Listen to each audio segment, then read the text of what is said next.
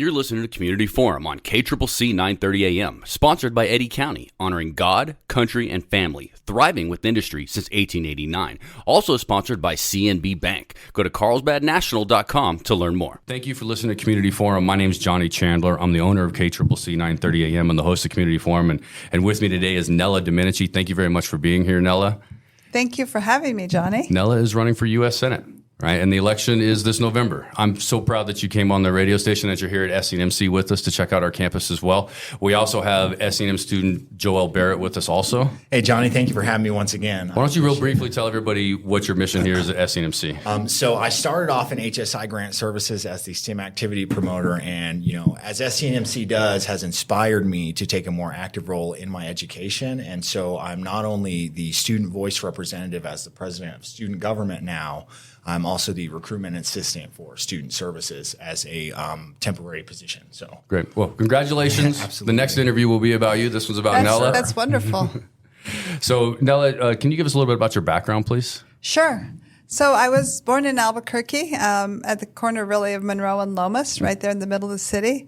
I went to Our Lady of Fatima, a school that just closed, I guess, last week, really. Yeah, I saw that. Until I was 12. When I was 12, we moved to Washington, D.C. because my father was elected United States Senator at that point. There's 8 kids in my family, so we had a lot of fun activities. It taught us really about teamwork and also about thriving on your own and not assuming that someone was there to really hold your hand through things. Then I went to public high school in the suburbs of Washington. And I graduated from Georgetown College. I waited tables for the last 2 years, a lot. I guess that was a very formative kind of experience. Yeah. I'm also a lawyer. I went to Georgetown Law Night School. I worked the last few years full-time while going to law school. And after law school, I was working in the private sector, doing investment banking, doing real estate type deals. And I realized that if I really wanted to succeed in that world, most people had an MBA. Most people were men, and most people had an MBA. So I applied to Harvard, got into Harvard Business School, and I had an amazing, wonderful experience there. I really learned that I loved business. I loved studying economics and how to manage big groups and how to grow companies and build jobs. And I graduated 9 months pregnant. I may have been the first woman, we're not sure, who graduated 9 months pregnant. I got a wonderful silver rattle, but I also graduated with the highest honors they have there at Harvard. It's the top 5%, called Baker Scholar. Congratulations. So that was a big moment for me. I really took a pause while I was up on stage, 60 pounds heavier than I am here, and I made a commitment to myself that I would try my best to be a wonderful mom and to excel in the business world and to be a leader like they try to teach you at Harvard Business School. It's really about leadership. And so far that background has helped me, and I was able to push through any hard moment remembering that thought. So you had a first when you were in college, as you just told us, so let's just transition to another first. If you are the victor in November, if you win this election, you'll be the first female U.S. Senator from the state of New Mexico, correct? Correct, which would be a huge honor for me. I always thought that as I was pushing hard in the business world and trying to rise, I always thought I am being a role model for women. I am showing young women what they can do, what the possibilities are, and that meant the world to me. Being a mentor, being a coach, being an advocate for women has always been important, so that would be thrilling. So let's just get right into it. What has inspired you to run for office now? Yeah, so I always wanted to serve New Mexico. My family, my mother and my father and their siblings and my siblings, there's a big service focus in my family. And I've been really looking at opportunities to run for office for the last 4 or 5 years. I looked at running in the role that Ben Ray Lujan now has. Correct. Looked at running for governor. And finally this time I studied it and I said, I'm going to get in. I have a great chance at winning. And now I believe that 100%. So basically, I'm running for 3 reasons. My desire to serve. I'm running because New Mexico is really experiencing lots of leadership failures. We're failing in education, we're failing in crime, cost of living is really difficult for New Mexicans. We have alcohol problems, we have drug addiction problems, we have cartel problems, we have border issues. And so the state is just going through a terrible stage.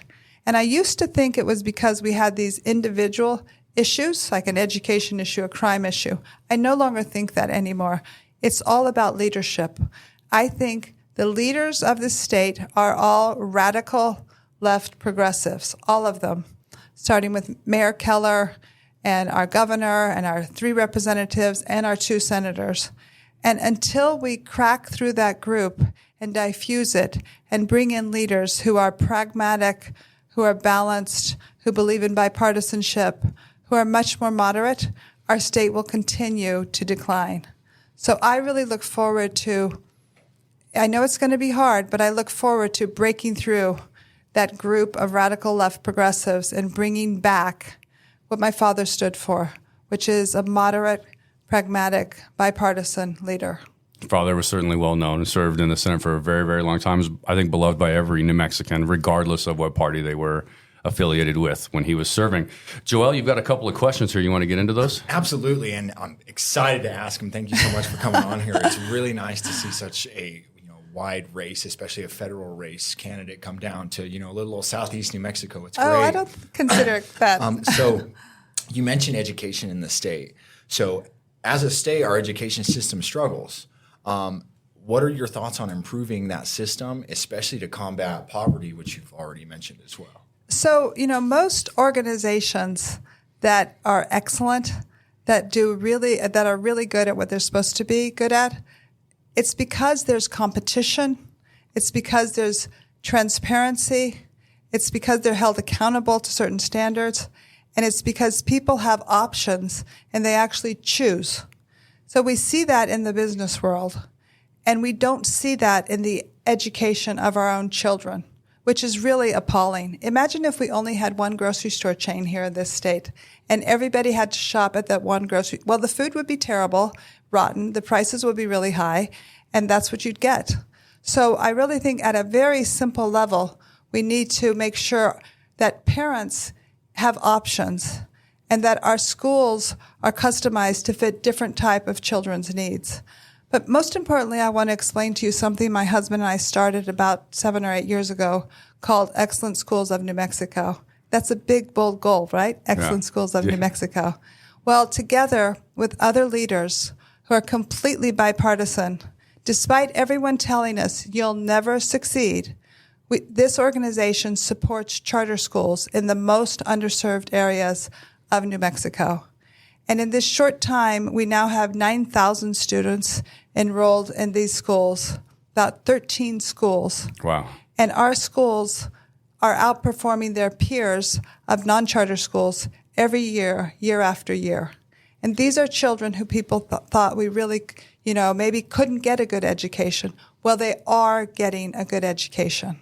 So I do believe that it's possible, but it's not possible with the current formula that we're operating under. Another area, and this really relates to what you're doing down here, is New Mexico needs to push harder and harder to have better vocational schools, both at the high school level and at the college level. Right. And there's been studies that show if you have vocational training in high school, and those students are taking courses and also doing internships, that students have a much higher graduation rate. So I think really increasing our vocational opportunities in high school and after high school should be a big mission of this state. You're absolutely right. We're a blue-collar community. We have a lot of vocational. We have a lot of trades jobs here, and that's exactly what Southeast New Mexico College is doing. So we appreciate the support of every elected official in helping us grow the industries that support New Mexico the most. We are not ashamed down here of the industries that support us and the rest of the state and the rest of the country. We're very proud of who we are and what we provide, and the national security that we provide with WIP and the oil and gas that we provide, as well as the potash and everything else that our community has. Eddy County is truly an energy county. We own it. We love it as residents because we know that it's lifted our economy and has taken an innumerable amount of people out of poverty as well as a result of the high paying and the education level necessary. SCMC is going to extend that. And we're just going to make this a really thriving community on top of what it is. Sorry about that soapbox. No, I'm sorry. Joel, go ahead. So what are some things that you've done and seen on the campaign trail so far in this great state of the land of enchantment? So, I think right now, this state, a lot of people talk about the negatives. I'm sure you saw U.S. News and World Report. Yesterday, we were ranked 49, only above Louisiana. I'm sure you saw Forbes. We were ranked, again, number 1 in crime. So there's all this, it's really depressing information. And yes, it inspired me to run because I want to change it. But as I travel around the state, and we've been to, Deming, Elephant Butte, we've been to the border, we've been to Las Vegas, Mora County, we've been here twice in the southeast corner, we've been up to Farmington, we've been at all kinds of events in Albuquerque and Santa Fe. Anyways, what's wonderful is New Mexico is just the land of gems. I mean, we have, our natural resources are just formidable. Like, we're one of the leading states in natural resources. And we also have, one of the best terrains for solar energy and wind energy. We have all these really God-given benefits. And our culture is so rich between all the different Native Americans and Hispanic subcultures that are here. Huh. And people are really hardworking, and people want to improve this state. As I said before, I think it's missing leadership. But we really have a lot of incredible ingredients that we need to harness and pull together. New Mexico should be able to compete with Utah and Arizona and Colorado and Texas. So that needs to be our aspiration, and we can hit it. Now, what advice would you give a young New Mexican who may be interested in running for office one day based on the experience that you've had? So, I've only been running for office for 4 months or something like that. I am the child of a senator, so I have some unique exposure. But currently, running for office is a very stressful activity, and it involves a lot of risk. And sadly, I think it's gotten, in a way, much more expensive to run for office. And when I use the word expensive, I mean sort of the wear and tear on yourself and on your family and on your friends. So I think it's important in life for everyone to have, in their own portfolio of how they can spend their time, to have multiple paths you can go down.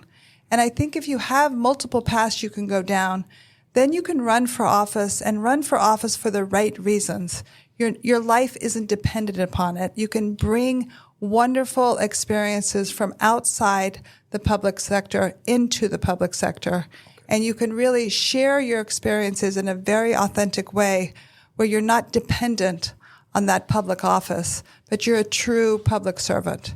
So I really think that as a country and as a state, having public servants who are completely dedicated to that role in that moment and can be authentic themselves and bring their past experience to the setting is a very, very valuable formula. Thank you so much. I think that's a really incredible closing statement, and I tell you that just because I know you're rushed for time and you're very busy, and we thank you for visiting our part of the state. My pleasure. Thank you for coming to Southeast New Mexico College. We'll come back. And please think of us when you do. We'd love to have you here anytime.